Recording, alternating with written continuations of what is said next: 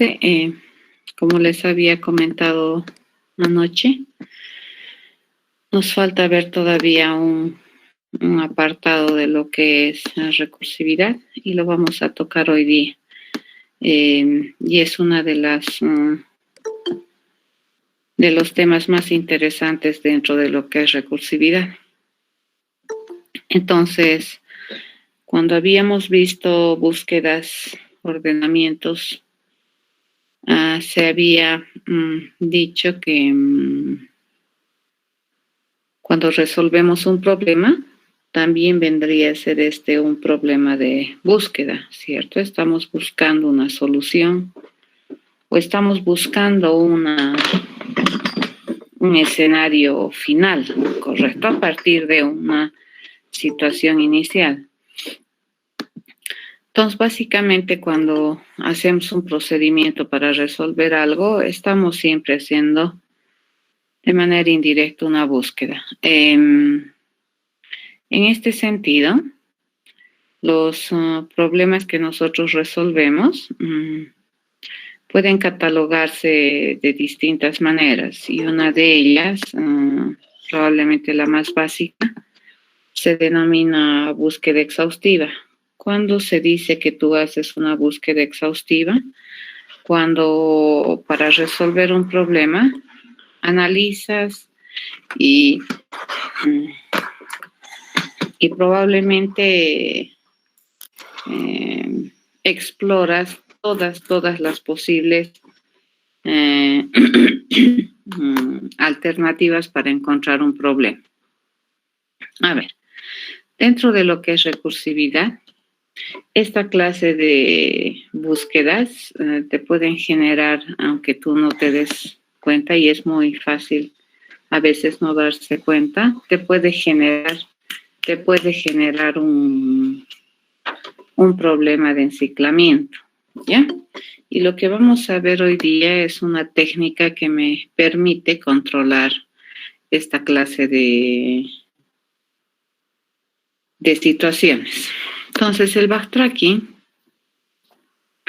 de acuerdo a Knuth, viene a ser una técnica de refinamiento de los procesos que son de fuerza bruta o son búsqueda exhaustiva. A ver, les voy a dar un ejemplo de un proceso que es fuerza bruta o búsqueda exhaustiva y vendría a ser el ordenamiento de la burbuja. Esa estrategia que se ha utilizado se conoce como fuerza bruta. ¿Por qué razón? Porque para poner un elemento en su lugar, tenemos que compararlo con todos, ¿no es cierto? Entonces haces una búsqueda exhaustiva del elemento menor sobre todo el espacio de ordenamiento. Y eso hace que el procedimiento, si bien es cierto, es seguro, lo más probable es que te va a encontrar una solución correcta, pero también suelen ser procesos que son lentos, ¿ya? Hacen muchas cosas para poder resolver el problema. Cuando tú utilizas recursividad,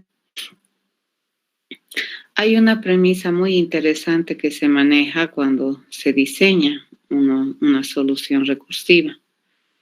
Y es que cuando tú tienes una división o has identificado un problema del mismo tipo, pero de menor envergadura respecto a la complejidad, tú asumes que ese problema ya se sabe resolver de manera correcta.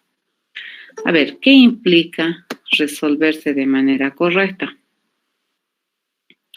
Implícitamente una solución correcta que te dice, primero, que hace lo que tiene que hacer y segundo, termina algún momento ese proceso y te entrega una salida que tú has estado buscando en ese problema para ese escenario reducido, ¿ya? Esa suposición, fíjense, que se maneja en el diseño de procesos recursivos, es muy importante a la hora de planear una solución más grande.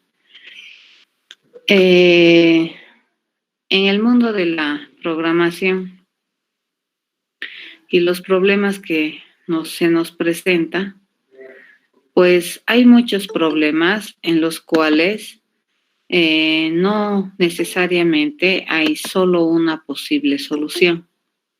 Pueden haber más de una solución, ¿ya? Esta es una situación interesante. Y hay otras situaciones en las cuales, por ejemplo, tú puedes ya asumir que un problema en su versión menos compleja ya está resuelto. Pero puede que esta solución parcial no te permita llegar a una solución más general correcta. Es decir, si tú integras o tú combinas, no vas a poder encontrar una solución correcta más grande. En este sentido, entonces, ¿qué se debería hacer? Esa solución parcial que tú has obtenido, deberías poderla desarmar y poder armar otra solución que también sea correcta parcial e intentar armar sobre esa nueva solución parcial la solución más compleja. Entonces, cuando tienes esa clase de problemas, tiene que haber una manera de controlar. Uno, ¿qué exploración ya has hecho y ya no deberías volver a hacer? Y dos, deberías dar la posibilidad de volver a encontrar una solución diferente a un problema. Ya les voy a ir mostrando algún tipo de problemas que presentan estas cualidades. ¿Ya? Como les comentaba, esta técnica del backtracking está definida o conceptualizada de la siguiente manera. Ambos autores, como son Knuth y Skinner, refieren y coinciden en que el backtracking es una técnica que te permite de manera sistemática controlar la exploración ordenada de una solución, ¿de acuerdo? La exploración ordenada para buscar una solución en varias alternativas y obviamente para también entregar distintas soluciones correctas, ¿ya? Entonces, la idea del backtracking es que va a tratar de controlar de que tú, en este afán de explorar todas las alternativas para buscar un problema, no te encicles, es decir, no vayas al infinito, sino va a asegurar que tú termines, ¿de acuerdo? Que no vayas a explorar caminos explorados, por un lado, y por otro lado va a permitirte encontrar más de una solución distinta al mismo problema, ¿ya? Eso te permite hacer el backtracking. A ver, ¿cuándo hay que echarle mucho ojo, prestarle bastante atención cuando se aplica recursividad y esa famosa regla del diseño que dice, si nosotros tenemos un problema correctamente resuelto para una situación menos complicada, entonces armar sobre esa solución una solución más compleja debería poderse, ¿ya? Repito, cuando se supone que tenemos un subproblema resuelto, los implícitos que tiene esa suposición son varios. Uno, que resuelve, que hace lo que tiene que hacer, que es correcto. Y dos, que si yo le pido al problema ir a resolver para una instancia reducida del problema, esa solución, para que sea una solución, algún día tiene que entregarme una salida, ¿de acuerdo? Es decir, tiene que terminar. A ver, hay problemas en los cuales... Disculpa, chicos. A ver, hay problemas en los cuales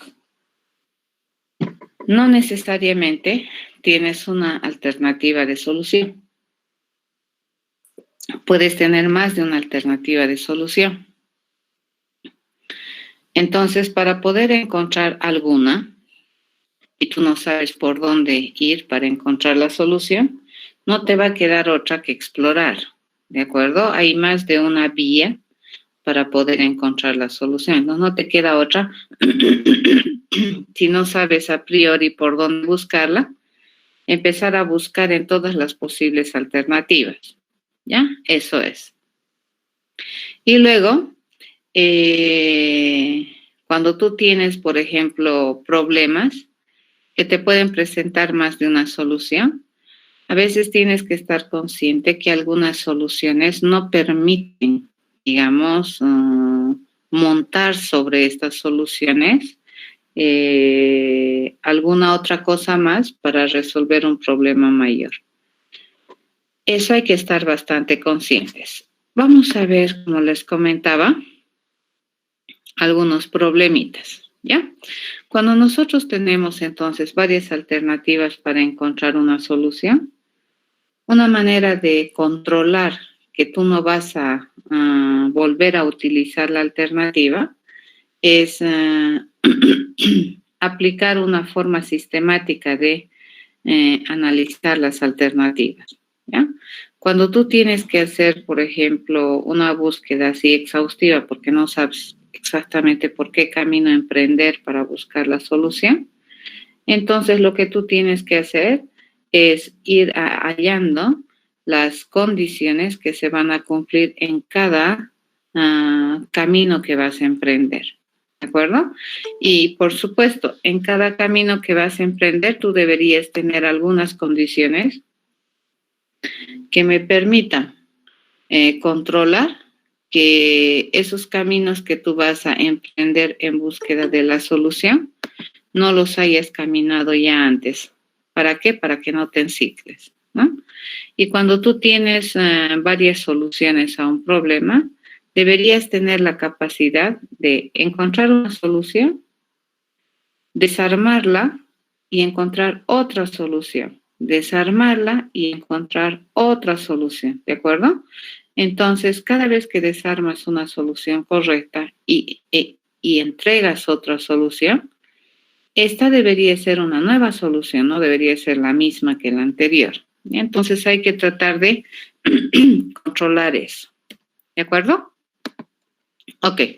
A ver, ejemplos clásicos de este tipo de problemas vienen a ser, por ejemplo, los sudokus. Los sudokus son juegos matemáticos que están dentro del área de los rompecabezas, supuestamente, cuya misión es ubicar números del 1 al 9 en cada una de las posiciones. Es un problema y es un reto matemático muy interesante que se puede programar, les cuento. Y lo que se hace, siempre es posible encontrar una solución. El punto es cuánto tiempo te va a tomar, ¿ya? Resolver un sudoku sin ninguna estrategia en la manga, digamos, que sea por observación, es posible hacer. Entonces, se puede aplicar, por ejemplo, una búsqueda exhaustiva de los números que pueden entrar en cada fila. Por ejemplo, una forma de resolver sería, si no tienes la menor idea, tú dices, en esta fila deberíamos rellenar la fila con números del 1 al 9. Ya, pero no deberían repetirse, dice, ¿no ve? Deberían aparecer una sola vez. Pero si yo relleno por ejemplo, ¿con qué número ya no puedo rellenar? A ver, intento ponerle el 1. ¿Se puede? No me dice. ¿Por qué? Porque el 1 ya está en la fila. Entonces, ¿con quién voy a intentar llenar? Con el 2. ¿Correcto? ¿Se puede? No me dice. ¿Por qué? Porque ya está en la fila. Fíjense qué estoy haciendo. Estoy analizando todas mis alternativas de resolver, posicionar un valor en esta celda. Entonces, el siguiente que nosotros intentamos es el 3. Y preguntamos, ¿se puede? Sí, porque aquí no hay 3 y aquí tampoco hay 3 y aquí tampoco hay 3. Entonces, para todos los efectos, fíjense, la ubicación de este número 3 en esta celda es una solución correcta, ¿cierto? Es una solución correcta parcial. Pero ahora, sobre la suposición de que esto ya sabemos ubicar, deberíamos poder ubicar los restantes números en lo que resta del sudoku. Entonces, el siguiente que vendría a ser, ¿no es cierto? Ya tenemos, si podemos ubicar un número, entonces debería poder ubicar dos números, ¿correcto? Entonces, nuevamente aquí intentamos. ¿Qué intentamos poner? 1. ¿Se puede? No. ¿Por qué? Porque el 1 ya existe. Vamos a intentar poner el 2. ¿Se puede? No, me dice, porque el 2 sí existe en la fila. ¿Cierto? Entonces, fíjense qué estoy haciendo. Estoy aplicando sistemáticamente el procedimiento. Vamos a intentar aplicar 3. ¿Se puede? No, me dice. ¿Correcto? Entonces, ¿quién vamos a intentar aplicar? Vamos a intentar aplicar el 4. ¿Se puede? Sí. Fíjense que yo ya he resuelto la ubicación de dos números y está correcta. Y bajo la suposición de que yo sé hacer estos dos números, debería poder escalar esta solución para ubicar el tercer número acá en la fila, ¿no? Pero más estos dos, ya estaría ubicando 4, el quinto número. Entonces se hace el mismo procedimiento, ¿correcto? A eso se llama búsqueda exhaustiva. Fíjense, voy a intentar poner el 1. ¿Se puede? No, porque este me impide. Entonces lo quito. ¿Ya? Voy a intentar poner el 2. ¿Se puede? No, porque este me impide. Entonces lo quito. ¿Correcto? Voy a intentar poner el 3. ¿Se puede? No, por este. Voy a intentar poner el 4. No se puede, por este. Voy a intentar poner el 5. Me fijo y dice sí, 5 puede ser. ¿Sí? Puesto. ¿Qué me toca ahora poner? Me tocaría poner, dice, el sexto número. Y ahí lo estoy haciendo de manera ordenada, fíjense. 1 puedo poner aquí, no. 2 puedo poner, no. 3, no. 4, no. 5, no. 6 puedo poner aquí, no. ¿De acuerdo? 7 puedo poner aquí, sí dice. Entonces, fíjense, yo ya he puesto 1, 2, 3, 6 números en la fila de manera exitosa. Entonces, nos vamos a la siguiente, ¿no es cierto? Seguimos llenando. Y le digo, 1 puedo poner aquí, no. 2 puedo poner aquí, no. 3, no. 4, no. 5, no. 6, no, porque está aquí. ¿Cierto? 7, no, porque ya está aquí. 8 puedo poner, sí dice. 8 puedo poner, ¿no? Y continuamos. Me dice, esta celda, fíjense cuántas celdas yo llevo ubicado. 1, 2, 3, 4, 5, 6, 7. Bajo la suposición de que yo sé ubicar 7 celdas, debería poder ubicar 9, ¿correcto? Estamos haciendo fila por fila, controlando columnas. Entonces le digo, ¿puedo el 1 aquí? No. 2 aquí no. 3 aquí no. 4 aquí no. 5 aquí no. 6 no. 7 aquí no. 8 aquí no. Entonces el 9 puedo poner aquí, sí dice. Entonces ponemos el 9 y ya estamos. Fíjense, estamos haciendo búsqueda exhaustiva de la solución. Entonces venimos aquí. ¿Qué ya hemos resuelto? Fíjense, esta fila ya tiene 8 números ubicados de manera correcta. ¿De acuerdo? Esos 8 ya están ubicados de manera correcta. Entonces, ¿yo podría poner un hito, aumentar un número más a la fila? Sí, se supone que sí, ¿no ves? Si es que esto es correcto, ponerle un elemento más a la fila no debería ser difícil. Entonces, me falta poner este. Le digo, ¿puedo 1? No. 2, no. 3, no. 4, no. 5, no. 6 puedo poner, no me dice. 7 puedo poner, no. 8 puedo poner, no. 9 puedo poner, no. Y fíjense, oh Dios, este no he podido ubicar.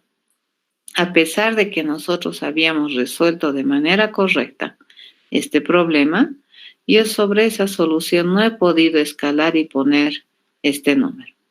Entonces, ¿qué tenemos que hacer? Tenemos que decir, ok, entrégame una nueva solución correcta de ubicar estos 8 números.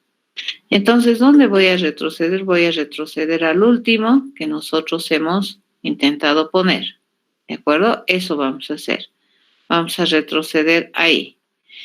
Y a ver, fíjense, si nosotros retrocedemos aquí, nosotros para resolver este problema ya habíamos agotado del 1 al 9, ¿no ve? Y ninguno podíamos poner y por eso pusimos el 9. Entonces consiste que esta solución también ya no se puede hacer más. Entonces aquí ya no hay más alternativas y dices, uy, si no era una solución interesante y ya no hay más alternativas porque si aquí está el 9, quiere decir que ya intentamos poner el 1, el 2, el 3, el 4 y así toditos. Entonces no hay más alternativas, te dice, entonces deshace, esta solución correcta que teníamos no está bien y retrocede aquí. Y le dice, intenta poner otro número aquí. Entonces el otro número que voy a intentar poner aquí es, ¿quién? Hasta el 8 y intento, ¿no es cierto? Porque hemos hecho una búsqueda exhaustiva, sistemática. Entonces si aquí está el 8, el único dígito que le toca intentar en esta celda bajo esta configuración de ubicación sería el 9. Entonces preguntamos, ¿9 puedo poner aquí? Sí, dice. Entonces fíjense, está entregando una nueva solución. Y sobre esto vamos a intentar llenar esta celda. Esta es una forma, digamos, de resolver el sudoku. Pero fíjense cuánto tiempo les tomaría resolver este sudoku, bastante. ¿Ya? Y estamos bien lejos, porque esta es la solución correcta. Fíjense qué número ha ubicado en la primera celda, en la solución correcta, 6. Eso quiere decir que nosotros tenemos que deshacer esta solución, fíjense, de haber llenado una celda, tenemos que deshacerle para que ocupe el 4, para que ocupe el 5 y luego recién el 6, ¿ya? Para intentar montar, ¿de acuerdo? A eso se llama búsqueda exhaustiva. Repito, quiere decir que hay más de una alternativa para poder resolver qué número le corresponde a esta posición. ¿Cuántas alternativas hay, jóvenes?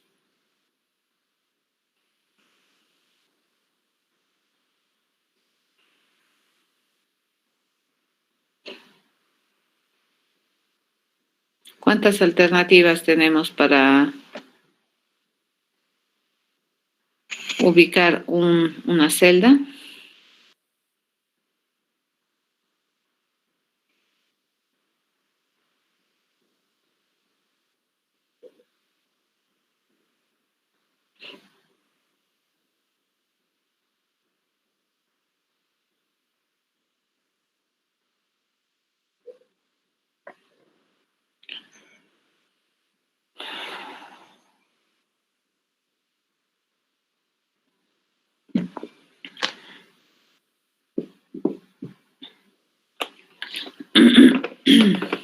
Ninguno. ¿Cuántas alternativas distintas tenemos para ubicar una celda?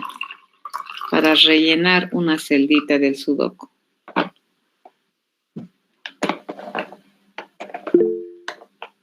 9, ¿de acuerdo? 9, ¿sí? ¿Y cómo hemos hecho los intentos de ubicar de manera sistemática? ¿No? Aunque da flojera, pero esa es una manera ordenada de ubicar. ¿De dónde hemos empezado? Hemos intentado poner el 1, ¿cierto? El 1. Si no se puede, entonces hemos intentado con el 2. Si no se puede, hemos ido al 3 y así sucesivamente. En el peor de los casos, ¿hasta dónde decimos? Hasta el 9. Fíjense, si yo intento poner el 9 y no se puede, quiere decir que la solución previa no, si bien es correcta, esta solución correcta no me permite escalar a una solución correcta de mayor complejidad. Entonces, ¿qué tengo que hacer? Tengo que pedirle deshacer, ¿ya? Pero siempre, fíjense, la forma de ir intentando qué número poner ha sido sistemática. Entonces, si aquí yo le he puesto el 3, ya no voy a volver a intentar poner el 1, el 2, el 3. ¿Con quién directamente intentaría ponerle? El 4, ¿correcto? Porque el 1 y el 2 no estarían, a menos que deshaga esto, pero como estos dos son fijos, entonces hasta aquí nomás se puede deshacer. Bien, este problema del sudoku, por eso es interesante, les cuento, por eso tiene su complejidad, porque si nosotros quisiéramos resolver así por búsqueda exhaustiva, ¿no es cierto? Y eso no me puede fallar, lo que hemos hecho ahorita no me puede fallar, a ver, tengo que ir retrocediendo así, pero resolver de ese modo tomaría mucho tiempo, es bastante costoso, ¿de acuerdo? Eso es cuando tienes más de una alternativa. Otro ejemplo clásico dentro de lo que es recursividad y backtracking viene a ser este problema que se denomina de las 8 reinas, que te dice, dado un tablero normal de ajedrez, nosotros queremos ubicar 8 reinas en el tablero sin que se ataquen. Esta, por ejemplo, es una configuración correcta. Se sabe que en este problema, encontrar esta configuración ya es complicada, les cuento, pero se sabe que en el tablero o en el problema que nosotros tenemos, se tiene más de una alternativa de solución, ¿ya? Entonces es completamente correcto decir que tenemos más de una forma de resolver el problema. Este es solamente uno.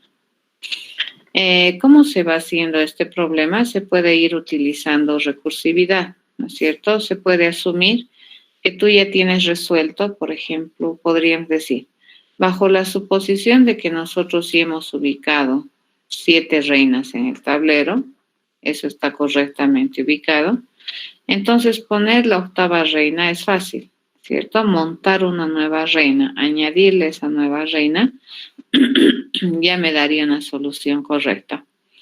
Pero eso no necesariamente es verdad, porque esta solución de aquí es una de varias soluciones. ¿Correcto? ¿Cuáles? No sabemos. Pues. La pregunta es, ¿cuál? Si nosotros supiéramos cuál de las varias soluciones de ubicar estas 7 reinas me permite ubicar la 8ª, bueno, el problema sería sumamente mucho más sencillo. Pero como no sabemos cuál de estas soluciones es la que me permite montar la 8ª reina, entonces no me queda otra que ir a hacer búsqueda exhaustiva. Entonces, después de haber analizado el sudoku, es completamente válido decir que una primera opción de ubicación de esta reina sería en esta celda, ¿no ve? La primera vez donde voy a intentar ubicar la reina, la primera reina, ahí. Si esa ubicación no me permite escalar hacia arriba, entonces recién voy a intentar, quito de aquí la reina y lo ubico aquí, ¿cierto? Y luego sobre esa configuración voy a tratar de armar el resto. Si no se puede con esa, entonces tratamos aquí. Fíjense, esta reina la he ido ubicando sistemáticamente. Si es que esta no me permitiría, entonces, ¿dónde puedo ubicar la reina? Aquí. ¿Ya? Y luego recién armar estas otras. Entonces, la estrategia sería armar uno por uno. ¿Ya? A ver, otro problemita que es bien interesante dentro de lo que es estos problemas de búsqueda exhaustiva, vienen a ser esto, ¿no? Los 3 misioneros y los 3 caníbales. Hay mucha gente que todavía aún no la puede resolver y no entiende, digamos, cómo es que este problema se resuelve, o mucha gente aún dice que este problema no se puede, o sea, no tiene solución. Y en realidad sí es posible resolver, y resulta que la forma de resolver inclusive es bastante sistemática, ¿no? Lo único que hay que hacer es controlar, bueno, lo único, entre muchas cosas, es controlar las condiciones del problema siempre en cada vez que se hace. Entonces, una forma probablemente de resolver este problema es agarrar, ¿no es cierto? E intentar, pues, mover.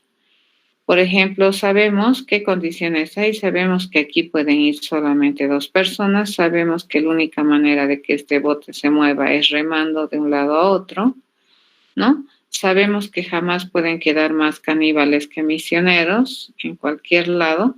Entonces, ¿cuántas alternativas de cambiar la situación tenemos? Varias, ¿no es cierto? Esta es una situación que queremos cambiar. Entonces podríamos mover, por ejemplo, para cambiar esta situación y reducirla, porque se entiende que si yo mantengo a los 6 personajes a este lado sin hacer cambios, es imposible que yo pueda resolver el problema. Entonces tengo que cambiar esta situación. Entonces, a ver, veamos. Yo puedo agarrar este misionero y moverlo al otro lado. Esa es una opción. ¿Correcto? Yo puedo agarrar solamente un caníbal, fíjense, esa es mi otra opción, ¿no ve? Y moverlo a este lado. Van 2 opciones. Esto es mover un misionero, esto es mover un caníbal nomás, ¿ya? Luego, ¿qué puedo agarrar? Puedo agarrar un misionero, un caníbal, ¿de acuerdo? Así, y moverlos al otro lado. ¿Ya? Esto sería un misionero y un caníbal. Sí, eso me va a cambiar la situación aquí. Puedo agarrar 2 misioneros, fíjense, y moverlos de aquí para allá. Entonces puedo mover esos 2 misioneros. O puedo agarrar 2 caníbales, ¿correcto? Y moverlos de acá para allá.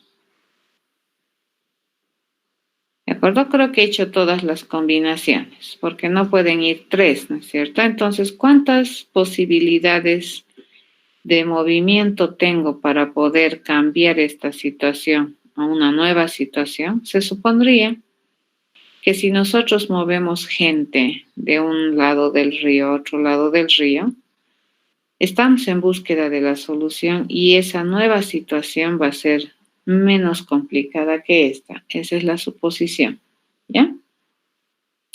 Entonces, fíjense, ¿cuántas alternativas de movimiento tenemos? 1, 2, 3, 4, 5. Y hemos hecho los movimientos solamente considerando la capacidad de esta barquita, ¿cierto? Puede mover 1 o 2 personas. Ahora, lo siguiente que se tiene que hacer es verificar si todos estos movimientos son posibles en esta situación particular, haciendo que las reglas y las condiciones del problema se cumplan. Por ejemplo, yo no podría mover un misionero de aquí para aquí. ¿Por qué razón? Porque estaría incumpliendo la regla de que no pueden haber más caníbales que misioneros, ¿cierto? Entonces, un movimiento en este escenario especial no se puede aplicar, pero solamente en este escenario. Y el mover 2 misioneros tampoco se puede aplicar en este escenario, porque si es que lo aplicamos, estarían quedando más caníbales que misioneros. Los otros puedo aplicar, ¿no es cierto? Entonces, vamos. Si nosotros, por ejemplo, movemos un caníbal, nos traemos aquí un caníbal, la balsita va a estar aquí, ¿correcto? Entonces, para cambiar la situación, tendría que traerme este caníbal aquí y mi balsita estaría aquí y volvería a mi situación inicial. Si yo no me doy cuenta de eso, fíjense, me puedo enciclar y puede que nunca encuentre una solución. Entonces, tengo que tener esa capacidad de darme cuenta que algunas alternativas ya las hemos explorado, ¿ya? Otros ejemplos para este tipo de problemas vienen a ser los famosos laberintos, que son los jueguitos, ¿no? Famoso juego, el Pac-Man, era de los más icónicos juegos dentro de lo que son estos laberintos y que son programables, ¿no? Que te permiten caminar por unas zonas, no deberías pisar algunas zonas, deberías estar buscando probablemente algunos bonos, ¿ya? Y obviamente no puedes caminar, no puedes traspasar estas zonas, ¿no? Esto también es interesante. Si tú quieres hacer esto automáticamente, entonces nosotros como tenemos ojos podemos movernos, ¿ya? pero la computadora no va a saber por dónde moverse, entonces tiene que encontrar una manera sistemática de hacerlo. El otro ejemplo probablemente más icónico dentro de lo que es este problema del backtracking viene a ser esto, ¿no? Los caminos en un laberinto. Por ejemplo, que el ratoncito puede encontrar quesito, ¿ya? Para eso entonces mi ratón tiene varias alternativas para caminar. Supongamos que acá hay un hueco blanco, entonces puede emprender por aquí o puede emprender por aquí. El ratón la búsqueda, ¿ya? Eso es lo que sucede. Y en cualquier instante de tiempo, por ejemplo, si el ratoncito se encontrara en cualquier instante o en un instante acá, fíjense, entonces el ratoncito, ¿cuántas alternativas para moverse tiene? Una, tiene dos y tiene tres. ¿Por cuál lado va a ir? Pues no se sabe. Entonces habría que intentar, ¿cierto? El ratoncito la única vez que dice que no puede llegar al queso es cuando agota todas sus posibilidades. Esto es un clásico ejemplo también de que el problema tiene más de una alternativa, más de un camino para buscar la solución y hay que aplicar de manera sistemática. Bueno, esta clase de problemas son sumamente interesantes dentro del área de la programación y que se resuelven de manera muy elegante y rápida con recursividad. ¿De acuerdo? Vamos a saltarnos esto. Y vamos a venir aquí, a ver, en este del ratón. Este laberinto de aquí, fíjense, lo he traducido a esto, ¿ya? Este es ese mi laberinto. ¿Cómo lo he traducido? En una grilla. Es una matriz en donde las líneas, fíjense, las líneas espesas están expresadas como unos y estas vías de caminata las he expresado como cero. Entonces, en estos problemas que nosotros tenemos, el primer trabajo que siempre hacemos cuando resolvemos problemas a través de programas en computadora, viene a ser representar, ¿no es cierto?, nuestro problema, nuestros datos y los escenarios y las situaciones en las que partimos. En este caso, mi laberinto, ¿cómo está representado? Está representado como una grilla, ¿no?, de ceros y unos, donde los unos representan obstáculos y los ceros representan vías libres. Mi trabajo es decidir de manera automática si es que este ratoncito puede llegar al queso, ¿no? Dado que mi ratón parte de aquí y mi queso está acá. Bien, a ver, para que este problema pueda ser resuelto de manera correcta, entonces el ratón tiene que moverse, ¿cierto? Si el ratón no se mueve en el laberinto, es muy difícil que se pueda resolver el problema. No es negociable entonces el hacer nada. El hacer nada no te va a llevar a resolver el problema. Entonces, ¿qué tienes que hacer? Tienes que hacer algo para resolver el problema. Y en este caso de caminar en el laberinto, ese algo, fíjense, es un tanto complicado porque pueden haber varias alternativas para que el ratón se mueva de su lugar. Bajo ese concepto, si nosotros analizamos, es lo que les decía, ¿no? Si el ratoncito se encuentra en una celda cualquiera, el ratón tiene 4 posibilidades de buscar un camino, ¿no es cierto? Hacia arriba, hacia el costado, hacia abajo y hacia el otro costado. Dado que tenemos eso, es muy fácil, les cuento, plantear un diseño recursivo. Y el diseño recursivo sería así. Tú dices, bueno, si el ratón está en una celda caminable, bueno, nuestro problema se puede reducir a intentar buscar el queso por este camino, ¿no es cierto? Entonces le muevo a mi ratón aquí y mi ratón estaría en una nueva situación. Y esa situación, ¿qué sería? Sería equivalente a que el ratón busque el queso a partir de esta situación. Vamos a suponer que este problema ya está correctamente resuelto. Fíjense, Y bajo esa suposición, este ratoncito puede tomar una decisión. Dice, a ver, vamos a intentar buscar el queso por acá. Si yo me muevo por aquí, entonces mi problema es equivalente. Consiste en buscar el queso a partir de esta posición.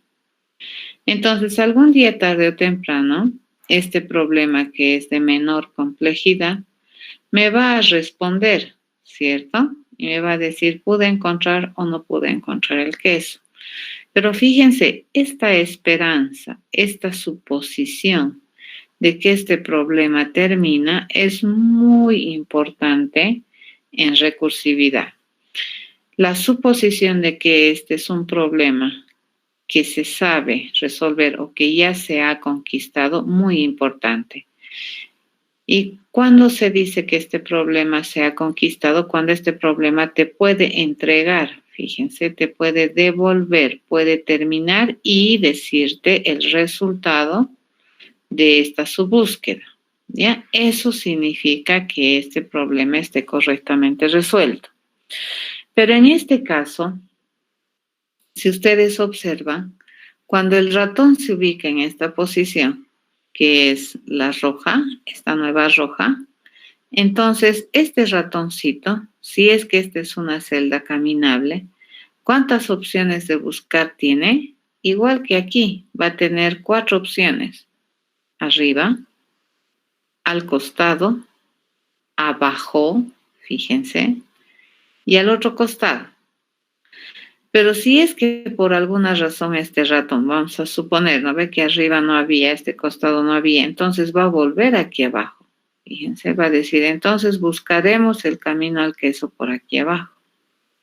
Y el ratoncito, una vez que se encuentra aquí, sistemáticamente va a decir, pero iremos a buscar primero arriba, ¿cierto?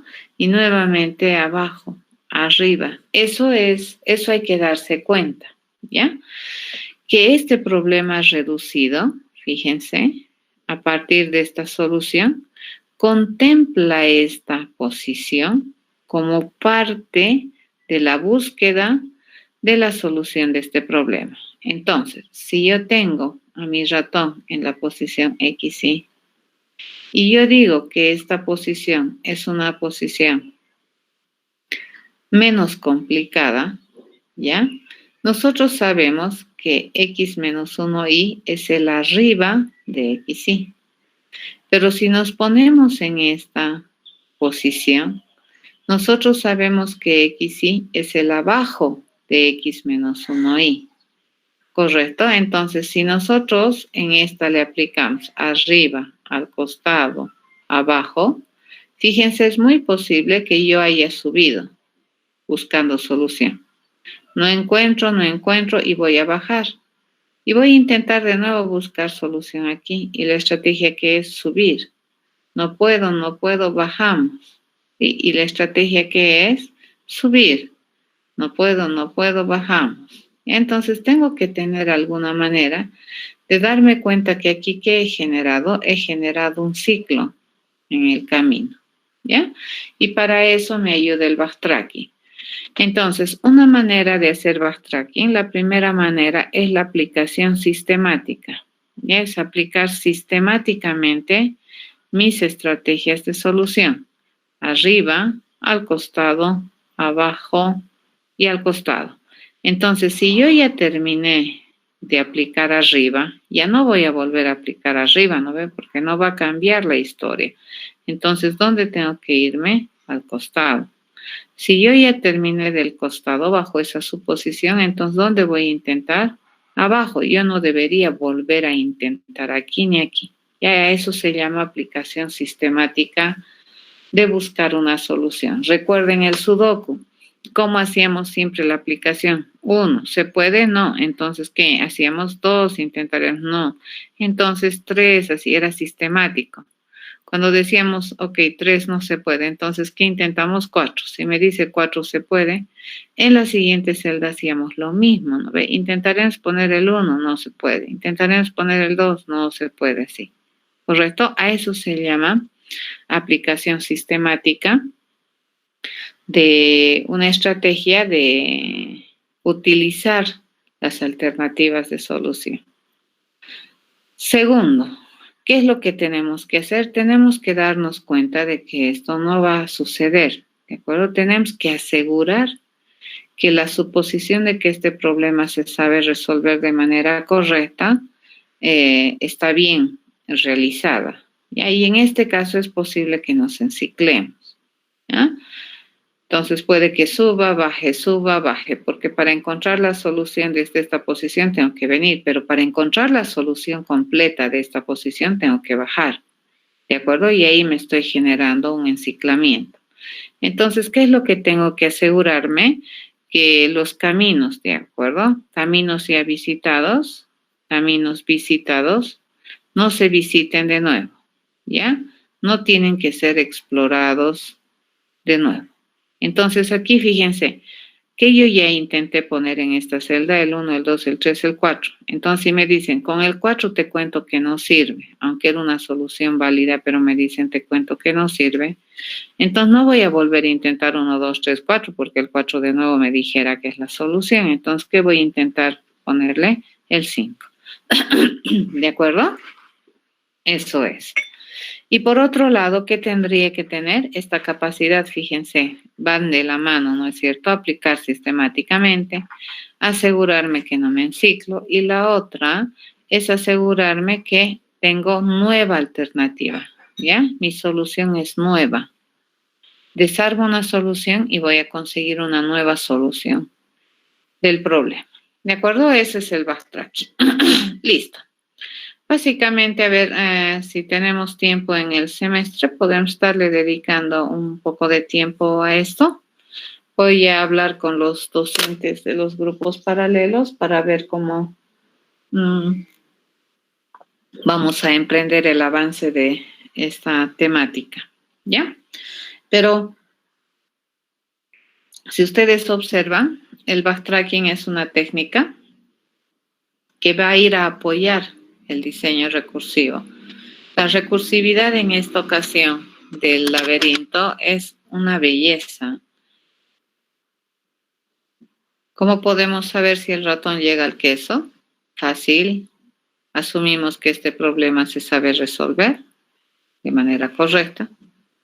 Si por aquí no encuentra el queso, entonces ¿dónde intentamos? Por aquí. Si por aquí no encuentra el queso, entonces ¿por dónde intentamos? Por aquí. Si por aquí no encuentra el queso, entonces ¿por dónde intentamos? Por aquí. Y si te dice que por ahí no encuentra el queso, la única vez que este ratón categóricamente te dice no hay quesito, es cuando todas sus alternativas de búsqueda han sido agotadas. ¿Ya? Entonces hay más de un camino para intentar encontrar la solución. Entonces no te queda otra que hacer búsqueda exhaustiva. ¿De acuerdo? Entonces, cuando el ratón, repito, categóricamente te dice no hay, cuando todos los caminos han sido explorados y te dice, bueno, ya no se puede. ¿Correcto? Ok.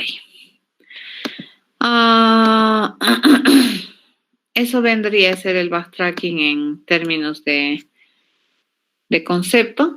Y lo que se hace entonces para operativizar esto, como ya les decía, 3 estrategias, ¿no? Una es aplicación sistemática de los caminos o de las alternativas que se tienen para resolver un problema. 2 es asegurarse que nunca en búsqueda de una solución vas a reemprender un mismo camino. Eso que te permite no enciclarte. Y 3, a pesar de tener, digamos, una solución correcta, deberías tener la capacidad de rearmar una nueva solución bajo los escenarios que se te piden. ¿Ya? Eso. Bien, otro tema que me gustaría abordar la clase de hoy es este que tiene que ver con un concepto bien importante dentro de lo que es la programación. Y vamos a trabajarla directa en la pizarra. Y dice lo siguiente, ¿ya? En términos de programación, y cuando nosotros hacemos soluciones basadas en computadora, fíjense que solemos hacer cosas muy interesantes. ¿Y cómo es que logramos resolver problemas en computación? Es porque solemos observar una realidad, una descripción de problema, y lo primero que hacemos es representar ese problema, ¿de acuerdo? Entonces, a ver, vamos a ir anotando los conceptos que les estoy diciendo. ¿Tienes problemas a resolver? Y la intención, ¿qué cosa es? Es encontrar una solución informática, ¿de acuerdo? Solución automatizada o una solución que pueda ser entendida por computadora, le vamos a llamar una solución informática. ¿Bien? Eso es lo que me piden hacer. Ok. Para encontrar una solución informática a un problema, siempre te sugiere que esta solución informática, fíjense, el procedimiento, la solución informática va a ser un procedimiento asociado con algunas otras cosas dependiendo del estilo o el enfoque de programación que tú decidas utilizar. Pero algo que no podemos escapar, digamos, al hacer solución informática es de razonamiento de procedimientos sistemáticos, ¿sí? Lo que ayer me decía su compañero, no sabía que un método era un proceso. Pues sí, es un proceso sistemático, es un procedimiento sistemático, es un método sistemático para resolver algo. Entonces, ¿qué te piden que esa solución sea? Te piden que sea general. ¿Correcto? No es interesante plantear una solución para un caso específico. Debería funcionar bien, mínimamente para un conjunto interesante de casos. Entonces, por ejemplo, cuando te piden sumar dos números, por ejemplo, te dicen 3 y 5, tú no le vas a decir 8, ¿no es cierto? Entonces, ¿qué es lo que tú tiendes a hacer? Tiendes a hacer esta solución, que es general. Entonces, para plantear una solución general, ¿nosotros qué hacemos? Nosotros hacemos abstracción de dato, ¿ya? Lo que tenemos acá con variables, a esto se llama una abstracción, una representación en formato general del dato. ¿Correcto? Eso es lo que hacemos. Entonces, fíjense, nosotros desde que hacemos el primer programa, probablemente la primera solución informática, siempre te andan motivando, indicando que la solución o el procedimiento que tú plantees para resolver este problema tiene que tener este corte general. ¿Qué es la abstracción entonces? Siempre andamos representando, ¿de acuerdo? Entonces vamos a ir representando, fíjense, primeramente siempre que representamos dato. ¿Ya? Abstraemos dato. Entonces, en vez de estar hablando del 3, ¿de qué estamos hablando? Hablamos de representaciones del dato que usualmente las manejamos en variables. ¿Ah? Esta es una manera. La otra manera, fíjense, yo ya probablemente no voy a utilizar este símbolo, aunque este ya es bastante general, pero luego nosotros, ¿qué vamos a utilizar? Nombre, ¿no es cierto? Entonces decimos, por ejemplo, calcular el área, le vamos a poner con un nombre de método, ¿ya? Entonces, el método, fíjense, para hacer algo, el procedimiento para hacer algo, también resulta ser una abstracción, ¿ya? Pero en este caso, el método, el proceso, viene a ser una abstracción de procedimiento. ¿Entienden esto? ¿Ya? Entonces, cuando yo le digo, por ejemplo, sumar, ya 3,5, y luego le digo sumar 4,7, y luego le digo sumar, ¿cierto? 10,300. Fíjense qué estoy haciendo. Estoy utilizando la representación de un procedimiento. Ya no estoy realizando el procedimiento en sí, o sea, no estoy haciendo la suma, estoy utilizando una abstracción que me permita sumar. ¿Eso está entendido?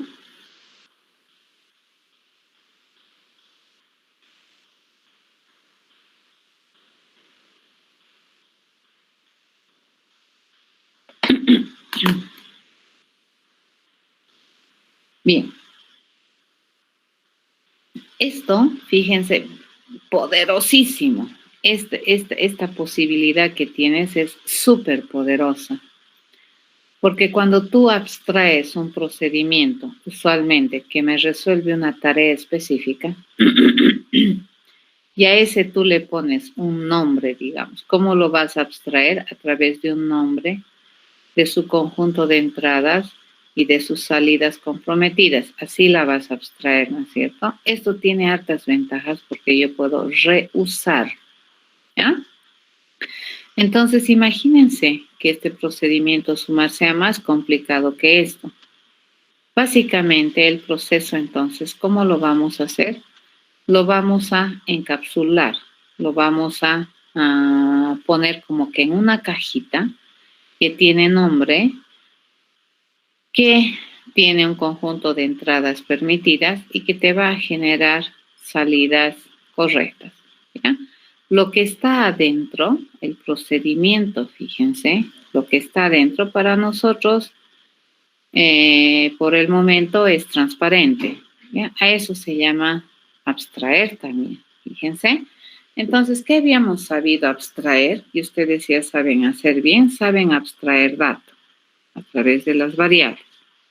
¿Qué saben abstraer? Saben abstraer procedimiento en programación orientada a objetos a través de los métodos, ¿ya? Entonces, por ejemplo, si yo le pido a un objeto, por ejemplo, objeto, y este es mi objeto, ¿recuerdan de las transparencias que les había mostrado al principio? Gato, ¿no es cierto? Este gato, fíjense, también es una abstracción, ¿cierto? Va a ser una abstracción y una representación. Y si yo observo al gato, este gato me va a dejar ver, entre comillas, ya me va a dejar ver lo que le interesa que nosotros veamos del gato. Y hay otras cosas que van a estar aquí detrás, digamos, que van a estar muy ocultas. ¿De acuerdo? Y esto me permite tener una buena representación del gato. ¿Ya? De todas maneras, eso es abstracción. Bien, entonces, ¿qué es lo que nosotros ya sabemos hacer desde intro a la programa? Sabemos representar, sabemos abstraer, ¿de acuerdo? A distintos niveles. Lo primero que hemos abstraído en intro a la programa es el dato. Lo segundo que hemos abstraído en intro a la programa es el proceso, ¿cierto? Le hemos dado nombre, ¿no ve? Y lo siguiente que hemos abstraído en intro a la programa, ¿qué cosa ha sido? El objeto. ¿De acuerdo? Esas cosas me permiten representar. Ok, ¿cómo podemos hacer esta abstracción? Por ejemplo, hablaremos de un proceso. ¿Cómo es que este método en muchas ocasiones suele ser útil? Los métodos tienen utilidad, obviamente. ¿Por qué? Porque un método o un proceso, fíjense, lo que hace es abstraer este conjunto de instrucciones que me hacen algo. Entonces, cada que yo use el método, estoy utilizando este conjunto de instrucciones, ¿ya? Ahora, es probable que este conjunto de instrucciones me genere distintos resultados dependiendo de los datos que maneja este conjunto de instrucciones. Y a veces esos datos nosotros los tenemos acá, ¿ya? Como datos de entrada. ¿De acuerdo? Entonces, acá, ¿qué es lo que me permite hacer? Mi proceso a veces se vuelve más poderoso si es que yo le digo que este proceso va a funcionar para cualquier dato A, para cualquier dato B que cumpla alguna condición. ¿Ya? Entonces, aquí, ¿qué estamos haciendo? Estamos parametrizando, ¿ya? Esto es interacción. Estamos interactuando con este proceso para este escenario particular y vamos a reusar este conjunto de instrucciones. Entonces, el hacer estos procesos y darles nominación tiene varias ventajas, ¿no? Uno es claridad y otro es reusar. Este conjunto de instrucciones me he dado cuenta que la estoy utilizando más de una vez, entonces acá lo pondremos en un procesito. Y en vez de estar escribiendo control copy, control paste de este conjunto de instrucciones, yo le digo M para esta situación, M para esta situación, M para esta situación y debería funcionar. ¿Ya? Eso es completamente posible. Y algo que es interesante. A ver, ¿qué pasaría si nosotros tenemos, por ejemplo, ustedes ya saben qué es la sobrecarga, ¿no es cierto? Es agarrar un nombre de un proceso, ¿ya? Yo tengo una entrada E1, por ejemplo, y esto se compromete a generarme una salida. Y aquí yo tengo una implementación. Y acá mejor, le vamos a poner, acá yo tengo una implementación 1. ¿De acuerdo? Una implementación 1. Yo puedo tener el mismo nombre, fíjense, mismo nombre del proceso, el mismo, ¿ya? Pero puedo tener un conjunto de entradas diferentes y puedo tener también un conjunto de salidas diferentes y puedo tener un conjunto de instrucciones diferentes, ¿ya? Esto se llama sobrecarga dentro de lo que es la programación orientada al objeto. ¿Qué es lo único que tiene igual? Lo único que tiene igual es el nombre, ¿ya? Entonces, esto es igual. ¿Qué son diferentes? O sea, nombre iguales. Ya le digo nombre iguales. ¿Ya? Firma diferentes. ¿De acuerdo? Toda la firma tiene que ser diferente. Y las implementaciones, fíjense, la implementación 1 es diferente a la implementación 2. Entonces, en teoría, la sobrecarga te dice, es la técnica por la cual yo puedo reusar la nominación de un proceso, de un método, bajo distintos contextos y pegarle distintas implementaciones. Eso es sobrecargar. Pero, ¿qué pasaría si nosotros tenemos algo así? Por ejemplo, yo tengo un proceso cuyo nombre es este, tengo una entrada que es esta, y yo tengo la implementación esta, ¿de acuerdo?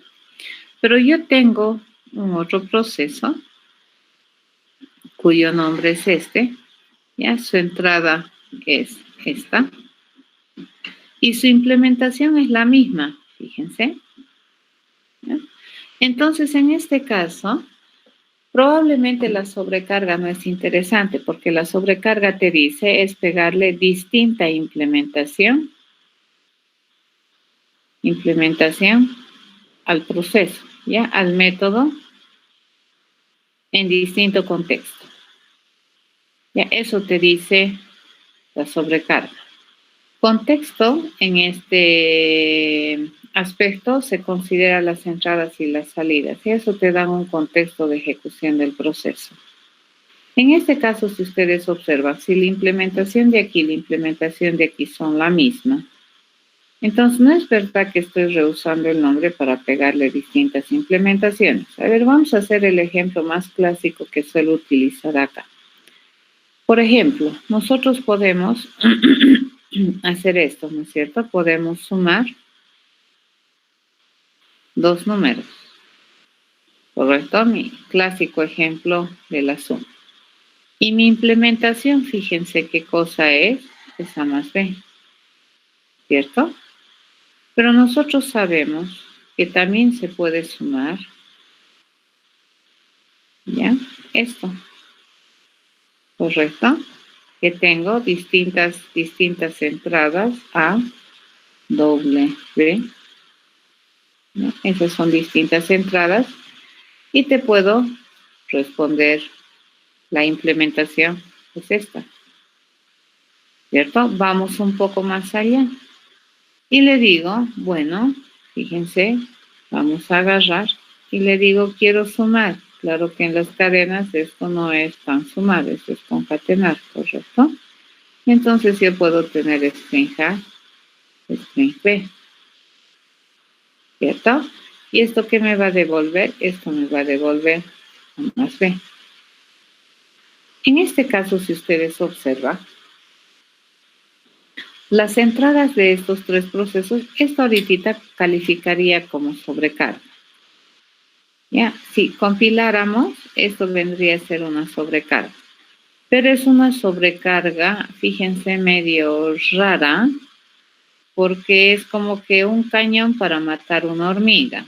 ¿Entendido? ¿Por qué? Porque en la sobrecarga te dice es la técnica por la cual tú puedes pegar más de una implementación, distinta implementación, a un proceso.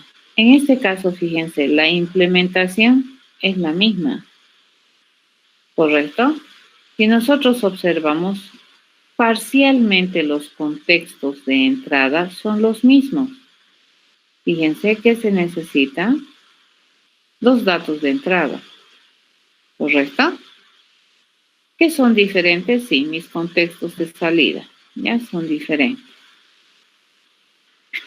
Acá también, ¿qué son diferentes? Por eso decía parcialmente iguales. ¿Qué son diferentes? Si bien es cierto, todos tienen dos parámetros, ¿cuál es la diferencia? Es el tipo. ¿Ven? Hemos abstraído aquí el dato. Acá estamos abstrayendo la instrucción, que me estoy dando cuenta que es la misma. Entonces, fíjense, yo tengo que hacer 3 sumarios. Sería interesante si yo pudiera abstraer, fíjense, si todo esto lo pudiera abstraer en un solo proceso, porque aparentemente son similares. Entonces, ¿qué es lo similar? Todos se llaman sumar, ¿ya? Todos reciben un A, todos reciben un B. ¿Y qué tienen de similar? Esto es lo más importante, ¿de acuerdo? La implementación, fíjense, es similar. No existe distinta implementación para resolver este problema. ¿Qué es lo único que tenemos diferente en estos tres procesos? Vendría a ser el tipo de datos, ¿no es cierto? Aquí son enteros, aquí son dobles y aquí son string. Pero si yo observo, si tengo dos enteros, retorno un entero. Si tengo dos reales, retorno un real. Si tengo cadenas, ¿qué retornamos? Cadenas. Entonces la pregunta es, yo ya sé abstraer datos. Yo ya sé abstraer el nombre o el proceso a través de un nombre. ¿Será posible que yo pueda abstraer el tipo? Es la pregunta y la respuesta es sí. ¿Qué tal si nosotros aquí le ponemos una abstracción de tipo? ¿Cierto? Y yo le digo, bueno, vamos a tener un proceso que se llame sumar. Va a recibir dos datos, A, B. Y su implementación es común, es A más B. ¿Ya? Pero a ver, ¿cuál es la diferencia? Que aparte de abstraer los datos, nosotros vamos a parametrizar el tipo. ¿De acuerdo? Entonces, aquí, ¿qué estamos queriendo hacer? Estamos queriendo parametrizar el tipo también. ¿Sí? Estamos parametrizando, estamos abstrayendo el tipo de dato. ¿Correcto?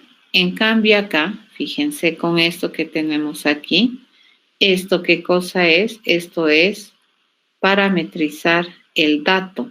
Ya estamos abstrayendo, ¿de acuerdo? El dato. ¿Correcto? SA, SB, ¿qué es? Es parametrizar el dato. Y esto, fíjense que tenemos aquí, este sumar, fíjense, eso es abstraer el método o el procedimiento o el proceso, ¿ya? A esto se llama representar, abstraer el proceso, ¿ya? ¿De acuerdo? Eso se llama, ¿sí? Abstraer el proceso. Entonces, cuando nosotros decimos sumar, Estamos utilizando este conjunto de instrucciones. Disculpen, chicos. Iván, disculpen, muchachos, un ratito, ¿ya?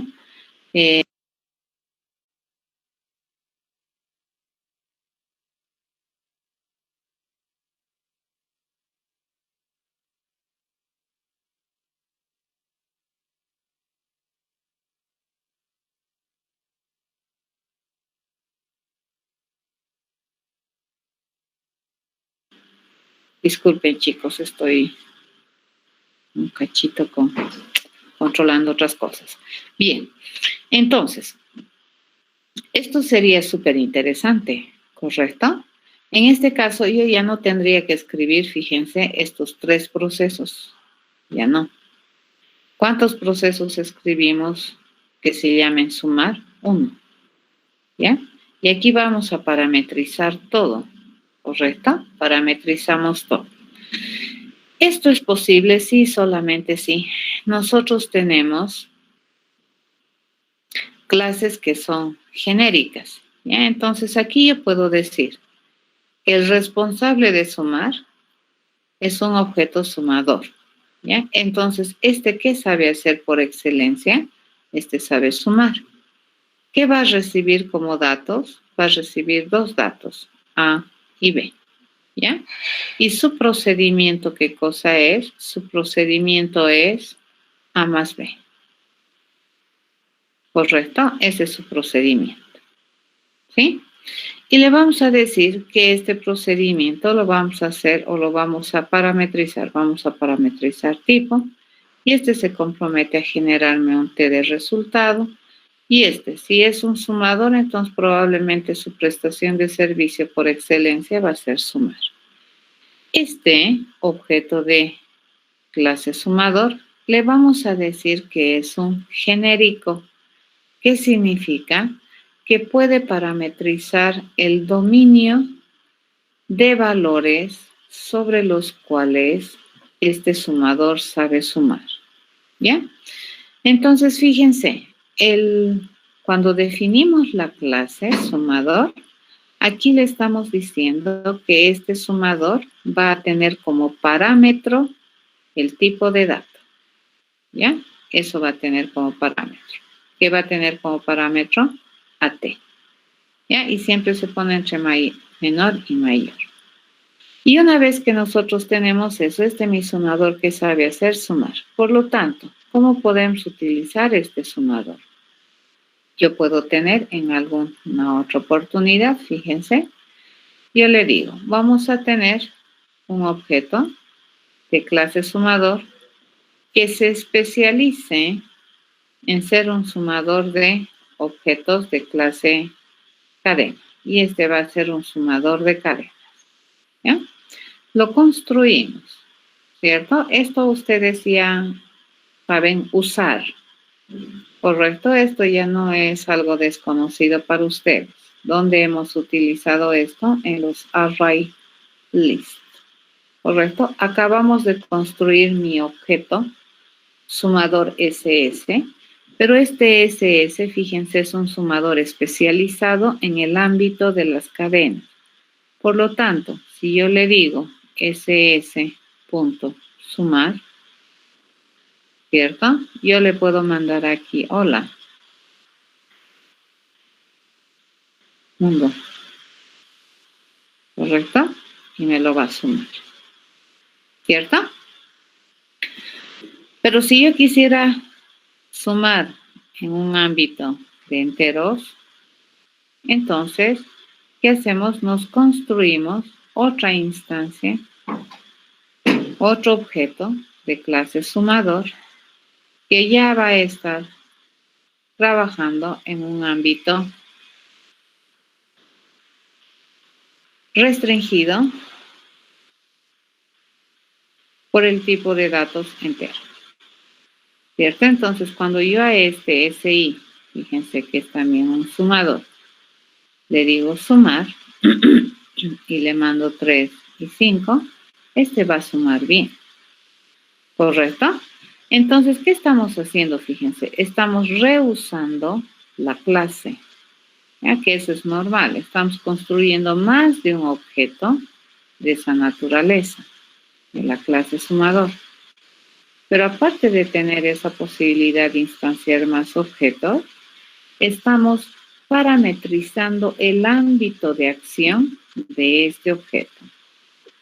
¿De acuerdo? Estamos parametrizando tipo. Estoy utilizando el sumar de estos objetos. Y no es verdad que cuando mi objeto trabaja en cadenas, tengo que cambiarle el método sumar. Y tampoco es verdad que cuando mi objeto trabaja en un ámbito de enteros, tengo que cambiarle mi método sumar. El método sumar es el mismo. ¿Ya? Entonces, completamente válido, fíjense. A eso se llama genérica. ¿Ya? Entonces, una genérica que me permite, o cómo se obtiene una genérica, se obtiene a través de la parametrización. ¿De qué? Del tipo, ¿ya? De datos. O sea, ¿esto qué me permite? Me permite utilizar, fíjense, este sumador. Puedo utilizar este sumador en distintos dominios, ¿ya? En diferentes dominios de datos, ¿ya? O contextos de problemas también se llama. Muy poderoso a la hora de programar. ¿Comprendido?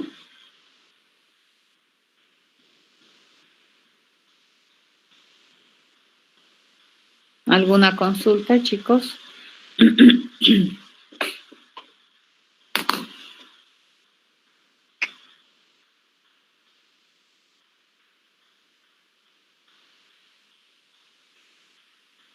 Ok, ya sabemos parametrizar o ya sabemos bueno, básicamente, Ever, ¿qué les estoy diciendo? Podemos abstraer, fíjense, podemos abstraer datos, podemos abstraer procesos, podemos abstraer tipo. ¿Ya? Entonces, esto es sumamente interesante. ¿Ya? Cuando nosotros queremos hacer, por ejemplo, que este proceso sumar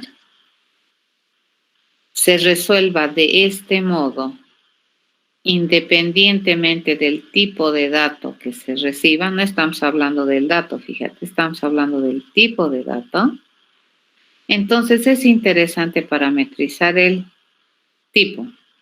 En vez de estar escribiendo esto, ¿no es cierto? Mi sumador, escribir 3 sumares. ¿Ya? Una opción es que mi objeto de clase o mi clase sumador defina 3 métodos sumar. Y dependiendo de qué es lo que le mandas, entonces utilizaría uno de los 3. Esa es una opción. La otra opción es escribir solo un proceso sumar. Fíjense, solo uno. ¿Ya? Porque inclusive aquí la implementación de los sumares son iguales. Entonces, probablemente no tiene sentido que escriba 3 de estos sumar porque la implementación no es diferente. Ya, la sobrecarga es interesante cuando la implementación suele ser diferente. En este caso, mi sobrecarga no es interesante porque la implementación es igual. Entonces, como todos sabemos generalizar, sería súper que nosotros podamos agarrar la implementación de este sumar, por ejemplo ¿ya? Agarrar el nombre, agarrar los datos y poderlo poner en un solo proceso, ya no 3, sino 1. ¿Qué es lo único que hace la diferencia entre este? Son los tipos de datos que recibimos, porque luego la cantidad, la significancia de los parámetros, la implementación de los procesos es la misma, ¿ya? Lo que difiere entonces es el tipo de regreso y es el tipo de dato que vas a ingresar. Entonces, en ese caso, si nosotros pudiéramos abstraer, fíjense, el tipo de dato, representar el tipo de dato de forma abstracta, o sea, T que representa a algún tipo de dato. ¿Cuál? No sé, pero representa a algún tipo de dato, ¿cierto? Si A es de algún tipo de dato, B es de algún tipo de dato, ¿qué me comprometo a generarte? Un resultado de ese tipo de dato. ¿Y cómo es el procedimiento estándar? El procedimiento estándar común es A más B. Esto sería súper, ¿correcto? Si se puede hacer. Y resulta que en programación sí es posible hacer, y en programación orientada a objetos sí se puede hacer mucho más. En el entendido de que todo proceso, fíjense, no suele estar fuera de un objeto, por eso se llama programación orientada a objetos, porque los objetos son los responsables de hacer los procedimientos, ¿cierto? Los objetos tienen procedimientos estándares para hacer algo. Entonces, este proceso sumar, ¿dónde debería estar? Debería estar cualificando, debería estar caracterizando a un objeto sumador. Si es que la característica funcional es sumar, entonces, ¿quiénes deberían saber sumar? Los sumadores, ¿ya? Entonces, en este caso, fíjense, estamos definiendo un tipo de objeto sumador que va a ser genérico, que sabe sumar independiente o para un conjunto muy interesante de tipos de datos. Y entonces, aquí, ¿qué vamos a hacer? Vamos a poner parámetro de tipo, ¿de acuerdo? Abstraemos el tipo. Eso es. Y este es el modo de usar. Fíjense, cuando nosotros construimos un objeto particular de la clase sumador, en momento de construcción, yo tengo que decirle que este objeto va a trabajar con parámetros o con este tipo de dato. ¿Con qué tipo? Con string. Entonces, este string, fíjense, SAS va a venir a ocupar el lugar de T para este objeto. Entonces, T en este uso de sumador, fíjense qué valor va a asumir en esta ocasión. Cuando nosotros usemos la clase sumador aquí para construir este SS, entonces este T, ¿qué valor está asumiendo? Está asumiendo string, ¿correcto? Entonces, donde encuentre T, entre comillas, ¿no ves? Se va a reemplazar por string y por string. Para este objeto, fíjense, para este objeto SS. Entonces, si a SS le digo sumar, este va a venir a este proceso, ¿correcto? Sumar. Y obviamente, ¿qué espera como dato de entrada? Un string. ¿Qué espera como dato de entrada? Un string. ¿Y qué se compromete a generarme como dato de salida? Un string. ¿Ya? Pero en esta otra ocasión, fíjense, cuando nosotros construimos SI, ¿ya? Estamos utilizando de nuevo el sumador. Cuando nosotros construimos SI, le estamos mandando como parámetro, esta es una nueva instancia, ¿cierto? Entonces, en este nuevo uso del sumador, este T, fíjense, ¿con qué se va a definir? Con integer. Pero esto va a suceder ¿para cuándo? Para este objeto SI. No le afecta al objeto SS. El objeto SS ya tiene, fíjense, parametrizado el tipo. Y su tipo está parametrizado y está funcionando con puro string. Pero cuando yo venga a hacer un objeto SI cuyo parámetro de tipo es integer, entonces este T en este uso, ¿de acuerdo? ¿Qué va a asumir? Va a asumir el valor de integer. Por lo tanto, este T es integer para la facción verde. Este es integer. Este es integer. ¿Correcto? Entonces, cuando yo a este objeto verde, ¿cierto? Yo le pida sumar, ¿sí? Va a venir a este mismo proceso. Pero ¿cuál es la diferencia? Que este ya esté esperando un entero, ya esté esperando un entero, y este que me va a generar como resultado también un entero. ¿De acuerdo? Eso es importante. A eso se llama genéricas. Estamos haciendo una clase de objetos. Fíjense, sumador entonces es una clase de objetos que permite instanciar distintos objetos. Eso es normal, eso es la propiedad de una clase. Pero además de instanciar objetos de esta clase, le permite a cada objeto definir el dominio de valores sobre el cual el objeto va a trabajar. ¿Ya? ¿Y a través de qué lo hace? A través de estos parámetros. ¿Ya? Este es un parámetro de tipo formal. Este sería un parámetro de tipo actual. ¿De acuerdo? Ok. Con esto estaríamos terminando la clase. Como les he dicho, ustedes ya saben utilizar lo que es genéricas. ¿Dónde utilizan genéricas? En el array list. Lo que vamos a aprender ahora es a hacer genéricas. Vamos a definir nuestros propios tipos de objetos y en ocasiones van a ser genéricos.